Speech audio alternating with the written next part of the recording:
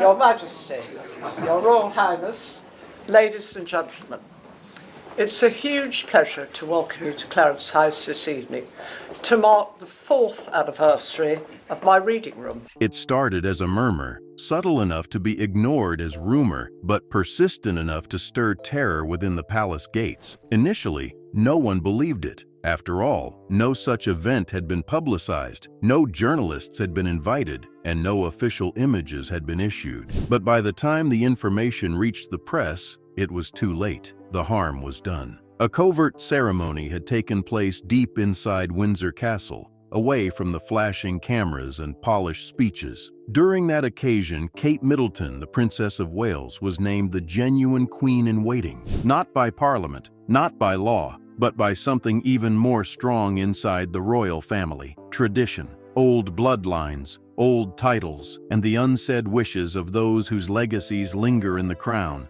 The ceremony was not intended to be public, yet it was not completely private. Select senior royals were present, not those now in power, but those who bear the weight of the monarchy's past. And when they stood and handed Kate a historic family relic, it was more than simply symbolic. That was a statement, one that would split the royal family in ways they had hoped never to see again. The reaction was swift and explosive. A member of Queen Camilla's personal staff, who had received a communication from Windsor, apparently informed her secondhand at Clarence House. Camilla lost control when she received a message that simply said, "It's done," screaming, weeping, and accusing everyone around them of treachery. To her, it was more than disdain. It was thievery. She had worked for decades to be acknowledged, clawed her way through scandals, and faced the hate of Diana's legacy, only to have her crown taken away not by law, but by devotion to a ghost. And where was King Charles during this? Silent, unseen. Some claim he knew, others claim he refused to stop it. But one thing is undeniable: the balance of power within the royal family altered the instant the event occurred. And when Camilla tried to retake her place, the audience witnessed something spectacular. Kate did not need a crown to be queen. She just became one. And for Camilla, a lady who had waited her entire life to be accepted, the idea that she might never genuinely wear the people's crown was enough to plunge the monarchy into its most personal war yet. Because this wasn't simply a personal attack. It was a regal statement, and Camilla never intended to hear it. It was not planned in the public royal calendar. There were no motorcades, trumpets, or media briefings. But beyond the old stone walls of Windsor Castle, a confidential meeting was taking place, one that would threaten the monarchy's foundations more than any scandal in recent memory. According to palace sources, the event was begun not by King Charles, but by a small group of senior royals who value royal tradition and the memory of Princess Diana. The meeting revolved around a symbolic gesture to commemorate Catherine, Princess of Wales, as Diana's spiritual successor and real queen-in-waiting, regardless of Camilla's existing position. The ceremony was meticulously organized in secret, timed to coincide with a calm weekend when the majority of the public assumed Kate and William were at their Norfolk home. But the fact was quite different. A dozen trustworthy figures gathered within a darkly lighted Windsor chamber that had previously been utilized for special royal ceremonies. Among them are Lady Sarah Chatto, Princess Margaret's daughter, and one of the few royals with strong emotional ties to Diana, Zara Tyndall, Princess Anne's daughter and Kate's longtime confidant, and Princess Alexandra, a cousin of Queen Elizabeth II, known for her quiet devotion to the firm's founding values. Kate entered the room wearing a subdued gown with a single diamond brooch, which Diana had previously worn. William, who stood at her side, was allegedly stone-faced, aware of the gravity of the situation. There were no crowns or thrones, just a beautifully kept heirloom, the Spencer tiara, housed in a velvet-lined cabinet. This was not a coronation. It was a dedication of purpose. Lady Sarah is believed to have given a poignant tribute, addressing not just about Diana's legacy, but also about how Kate maintained the dignity, elegance, and compassion needed of a queen. When Kate was handed the tiara, she did not put it on her head. She merely held it, a gesture that many consider more potent than any formal title. According to witnesses in the room, William placed a hand on Kate's shoulder while she fought back tears. It wasn't just about recognition, it was about admitting to a weight she had silently borne for more than a decade, raising her children under scrutiny, facing tabloid insults, and representing the monarchy at some of its worst days. Notably missing was King Charles. Whether by decision or circumstance, his absence conveyed a strong statement. Some insiders claim he was informed of the event but opted not to participate. Others say he was intentionally omitted to prevent confrontation. What is known is that Camilla had no knowledge this meeting was taking place, and her name was never mentioned throughout the proceedings. What began as a tribute suddenly turned into much more. One participant characterized it as the moment the family chose its future. For a royal family divided between tradition and contemporary survival, this was a subtle shift in authority, not by edict, but by consent. Following the ceremony, the royals dispersed quickly and without fuss. The treasure was returned to safekeeping, and Kate and William left Windsor by a back way. Only later would the world learn what had transpired, and by then it was too late to reverse the effects. The stillness that ensued was revealing. No statements, no denials. The tension was almost thick enough to split the air within the palace. But the biggest surprise wasn't the event itself. It was a leak. Just 2 days later, a covert royal staffer delivered a message to a friend with the simple phrase, "She's been crowned in spirit." The word found its way to Clarence's house, and within hours, to Camilla. That moment, when the unelected queen discovered she had been symbolically supplanted, would signal the start of a full-fledged royal breakdown. Because while the event was private, the ensuing conflict was everything but. For Camilla, it wasn't just about titles. This was about erasure, by a family that never truly accepted her, and by a public that remained devoted to the lady she would never replace. The crown was never delivered to Queen Camilla with gentleness. It was snatched with clenched hands, hidden behind palace doors, and battled for in secrecy. She spent years being referred to as the other woman, the royal mistress, and the one who could never replace Diana. But she persevered. She waited. And finally, with the death of Queen Elizabeth II,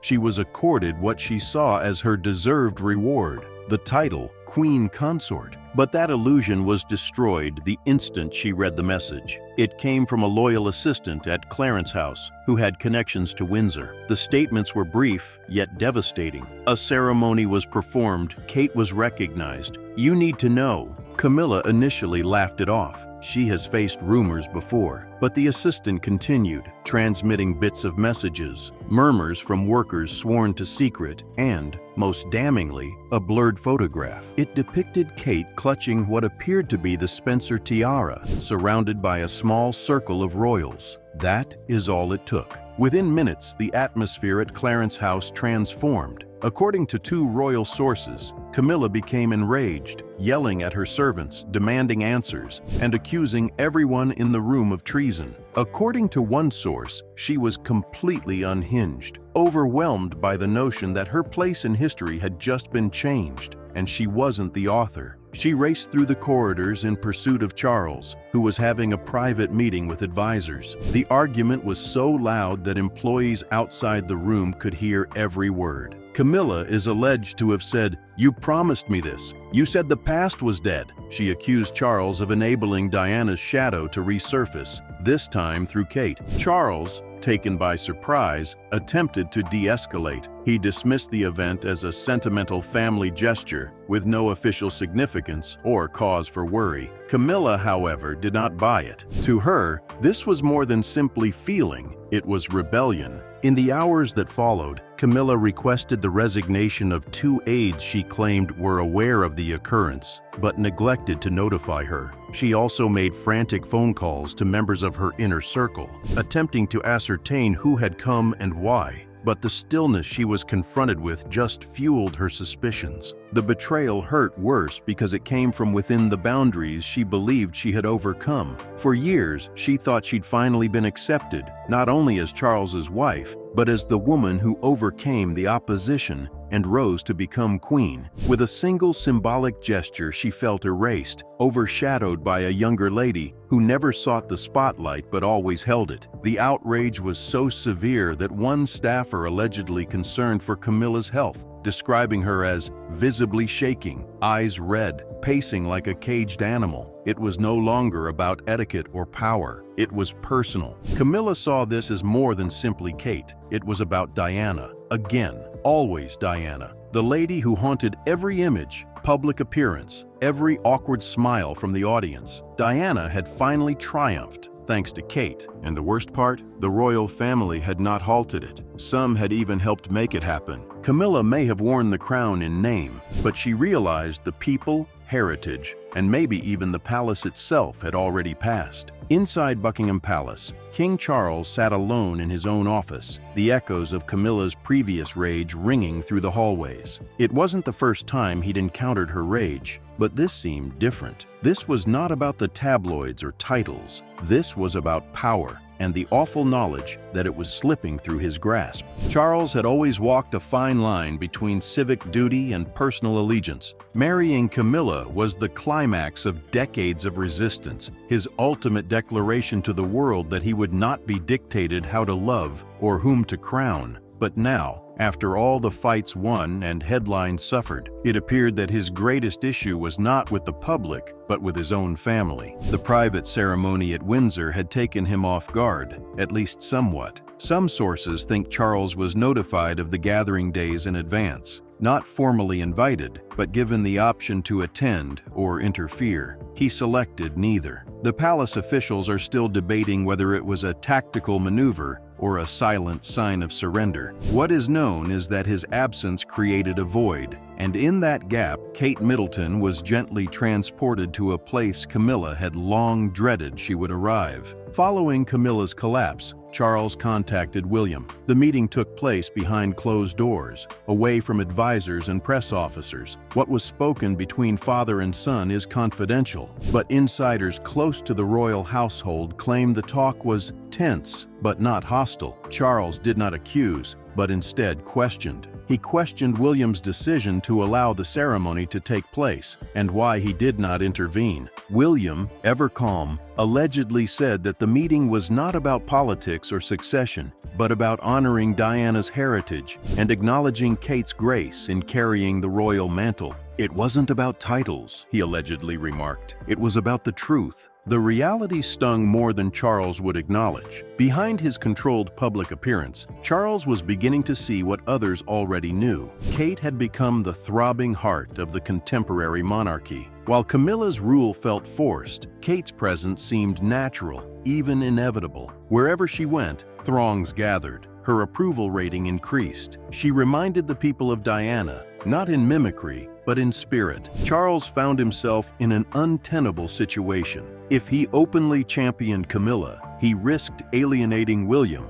and jeopardizing the crown's future. If he actively backed Kate, he would be perceived as betraying the lady he had braved the world to marry. Even if he didn't say anything, the quiet would tell volumes. In private, his fury grew. Longtime advisors noticed his dramatic mood swings and concentrated looks throughout interactions. One courtier said, "He looks like a man torn between yesterday and tomorrow." Even his bond with Princess Anne, his most devoted sibling, began to falter. She begged him to take control before the family tears itself apart, but Charles wasn't sure he could. The monarch, who had waited longer than any previous successor in British history, was realizing that time does not provide devotion. Rather, it sharpens the consequences. And now, as murmurs about Queen Kate became stronger, he confronted the harsh reality of his reign. He may have worn the crown, but he was no longer the focus of the kingdom. A single snapshot was enough for the British public to decide where their loyalty rested,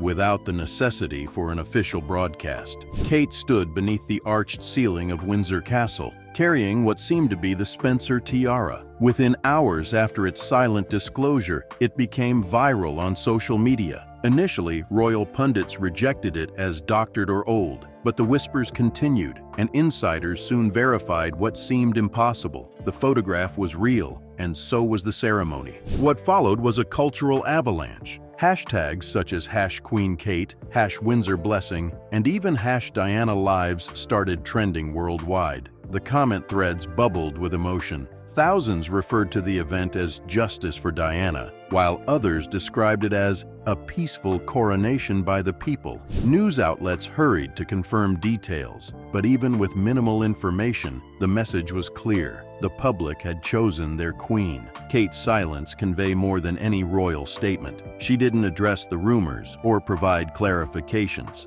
Instead, she maintained her job, visiting children's hospitals, attending veteran ceremonies, and demonstrating her distinctive quiet strength. Her composure fueled the public's admiration. Everywhere she went, the throngs grew. Reporters saw that many began yelling, "Queen Kate," at engagements where she was merely meant to be the Duchess. Then came the moment that would confirm everything. A small group of youngsters met Kate outside the gates of a children's cancer unit in Birmingham, where she was planning to visit. As she passed by, one small girl said, "Are you our queen now?" Kate smiled, gently caressed her shoulder, and answered, "I'm just here to assist." The moment was recorded on camera, shared millions of times, and quickly dubbed the new Diana moment. Meanwhile, Camilla's public image deteriorated. Already viewed with distrust by certain members of the public, the revelation of Kate's private anointing, whether ceremonial or symbolic, reopened old scars. The same headlines that had previously given Camilla cautious praise now challenge her whole position. "Queen in name only?" questioned one tabloid. Another added, "Did Britain just see its real monarch revealed?" Camilla's efforts to recapture attention backfired. She received lackluster applause at a charity banquet 4 days after the news surfaced. The paparazzi captured her looking nervous, with her eyes avoiding the cameras and a fake grin.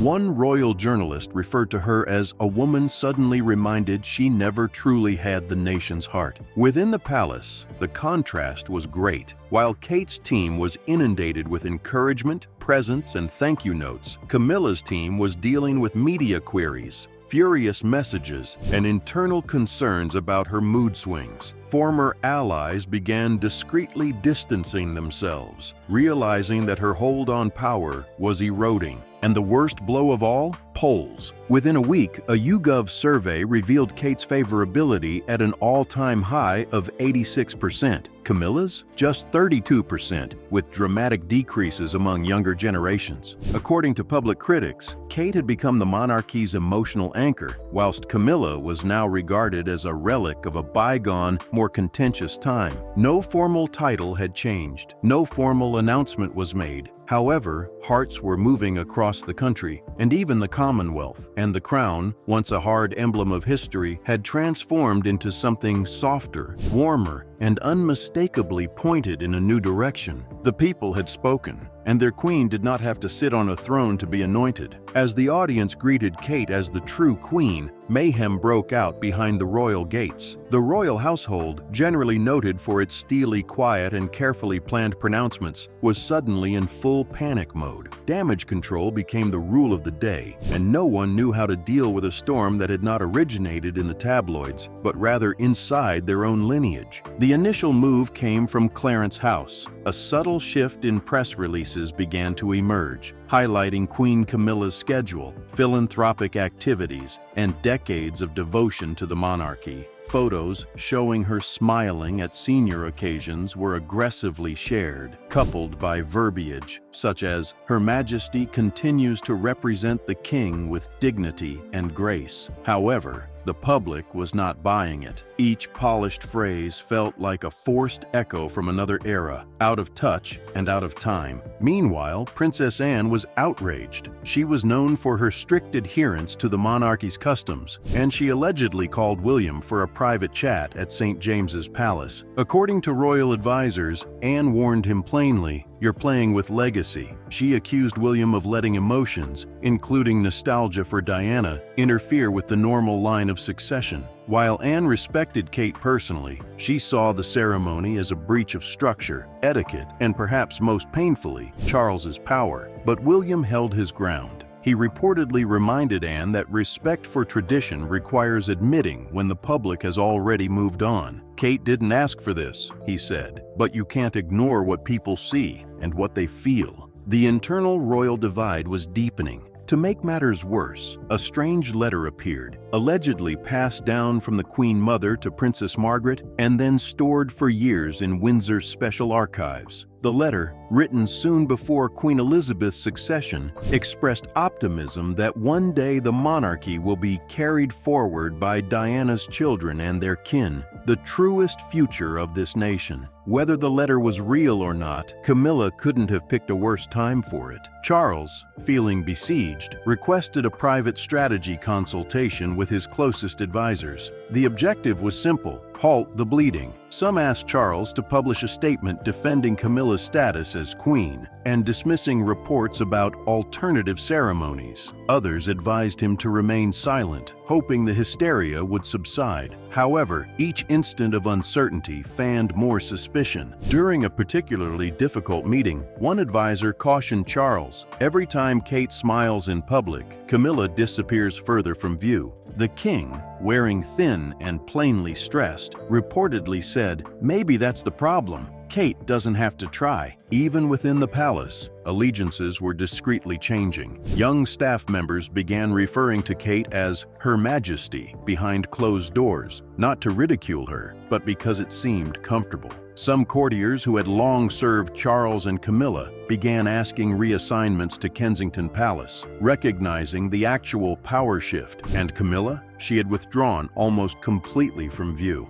After being warned not to attend a large public event for fear of protest or heckling, she allegedly broke down again, this time privately. One veteran staffer stated she believed she had finally fled Diana's shadow. However, it turns out that shadow is strolling about in Kate's shoes. The palace had always understood how to suppress scandals, quiet affairs, and conceal strife, but this was different. This was not a controversy. This represented a shift, a modest yet profound realignment of loyalty, motivated not by law, but by affection. No number of press releases could change what the world had already decided. Titles in the royal family may be conferred by law, but legitimacy is earned by silence, gestures, presence, and the hearts of the people. And in this silent, symbolic fight for the spirit of the monarchy, Kate Middleton never raised a sword. Instead, she remained still while the crown slowly made its way to her. The covert ceremony at Windsor may never be included in formal papers, but its influence has already changed the family's tale. Kate, long derided by tabloids as Weighty Katie, now walks with the calm authority of a woman whose destiny was never about ambition, but about grace under fire. She did not ask to be crowned in spirit, but when the public saw it, they made the decision for her. Camilla, on the other hand, has returned to her original position as an outsider. Despite years of rehabilitation, rebranding, and careful public appearances, the reality has finally caught up. Diana's shadow has never lifted, and in Kate, the public sees a continuation rather than a likeness. A torch passed. A wrong was ultimately righted. For King Charles, the fight is about more than just rule. It is also about relevancy. He sits on a throne he has waited 70 years to claim, but even he must now face the reality that the monarchy's heartbeat is elsewhere. With his kid, with his daughter-in-law, with the future, not the past. Inside the palace, lines have been drawn. Some people stay committed to tradition and the old system. Some argue that change is not just inevitable but has already happened, because something amazing has occurred. Without making a single proclamation, Kate has become queen in all but name.